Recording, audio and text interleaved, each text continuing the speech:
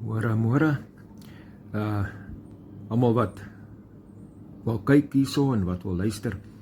Ek wil vanmôre hierdie video uitstuur en regtig dit lê my na in die hart dat ons moet wakker word as kinders van die Here.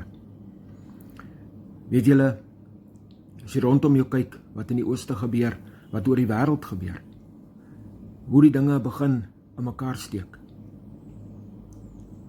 Die einde, ons is in die einde van tyd. Dis regtig die laaste minute. Daar is nie meer tyd om te wonder nie. Ons moet sorg dat ons reg is. Hoe lyk ons lewe? Hoe lyk ons verhouding met die Here? Moenie dat jy agterbly wanneer hy sy kerk kom haal nie. Dis belangrik dat ons saam gaan. Dis belangrik dat ons sorg dat ons reg is om saam te gaan. En hy sê mos dat hy kom soos 'n dief in die nag. Ons weet nie watter dag of watter uur nie. Maar dat dit naby is. Dit is 'n feit. Maar ek wil vir ons lees hierso wat Paulus sê, 1 Korintiërs 15. Waar hy sê hoe dit gaan gebeur, want dis iets wat ons nou moet uitsien, dis iets wat ons moet in gedagte hou. Hy sê, daar by vers 51, kyk, ek deel julle verborgenheid mee.